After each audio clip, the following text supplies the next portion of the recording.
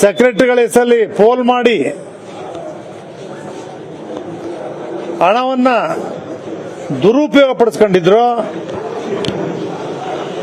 ಅವರು ಇವತ್ತು ಹರೀಶ್ ಗೌಡರ ವಿರುದ್ಧವಾಗಿ ನಿಂತಿದ್ದಾರೆ. ಅದಕ್ಕೆ ಮುಖ್ಯಮಂತ್ರಿಗಳು ಸಂಪೂರ್ಣವಾದ ಆಶೀರ್ವಾದವನ್ನ ಅವರ ಅವಧಿನಲ್ಲಿದ್ದಂತ ಅಧ್ಯಕ್ಷರಿಗೆ ಯಾರು ಭ್ರಷ್ಟರಿದ್ದಾರೆ ಅವ್ರಿಗೆ ಆಶೀರ್ವಾದ ಮಾಡ್ತಾ ಇದ್ದಾರೆ.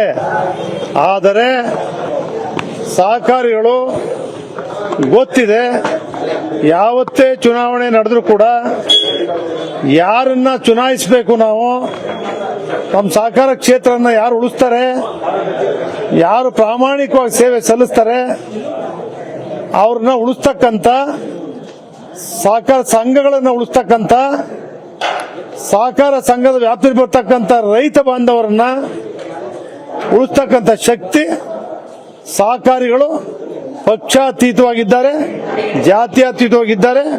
ಮೈಸೂರು ಜಿಲ್ಲಾ ಸಹಕಾರ ಬ್ಯಾಂಕಿನ ಯಾವತ್ತೇ ಚುನಾವಣೆ ನಡೆದ್ರು ಕೂಡ ಜನ ಸಹಕಾರಿಗಳು ಆ ಬ್ಯಾಂಕ್ ಅನ್ನ ಉಳಿಸ್ಕೊಳ್ತಕ್ಕಂಥ ಕೆಲಸವನ್ನು ಮಾಡ್ತಾರೆ ಅಂತಕ್ಕಂಥ ಅಪಾರವಾದಂತ ನಂಬಿಕೆ ನನಗಿದೆ.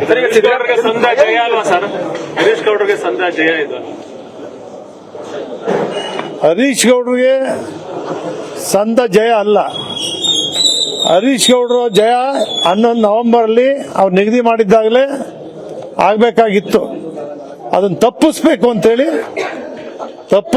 ಅಂತೇಳಿ ರಾಜ್ಯ ಸರ್ಕಾರ ಏನ್ ಹಠ ಮಾಡಿಬಿಟ್ಟಿದೆ, ಅವ್ರಿಗೆ ಜಯ ಸಿಕ್ಕಿದೆ. ಸರ್, ಒಂದ್ ರೀತಿಯಲ್ಲಿ ಸಿದ್ದರಾಮಯ್ಯವರು ದ್ವೇಷದ ರಾಜಕಾರಣ ಏನಾದ್ರು ಮಾಡ್ತಾ ಇದಾರ ಅಂತ. ಯಾಕಂದ್ರೆ ಮೊನ್ನೆ ಪ್ರತಾಪ್ ಸಿಂಹ ಅವರು ಒಂದು ಆರೋಪ ಮಾಡಿದ್ದಾರೆ, ಸಿದ್ದರಾಮಯ್ಯವರು ದ್ವೇಷದ ರಾಜಕಾರಣ ಮಾಡ್ತಿದ್ದಾರೆ, ರಾಜಕೀಯಕ್ಕೋಸ್ಕರ ಏನ್ ಬೇಕಾದ್ರೂ ಮಾಡಕ್ ಸಿದ್ಧರಿದ್ದಾರೆ ಅಂತ. ಇವಾಗ ಏನಾದ್ರು ದ್ವೇಷ ರಾಜಕೀಯ ಮಾಡ್ತಿದ್ರ ಅಂತ. ಸಿದ್ದರಾಮಯ್ಯನವರು ಯಾವತ್ತೂ ಕೂಡ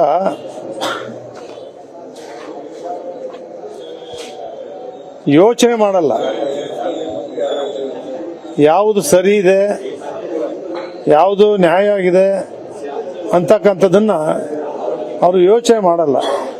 ಯೋಚನೆ ಮಾಡದೆ ದುಡ್ಕೊಂಡು ತೀರ್ಮಾನಗಳು ತಗೊಂಡಾಗ ಈ ರೀತಿ ಪರಿಣಾಮಗಳು ಆಯ್ತವೆ.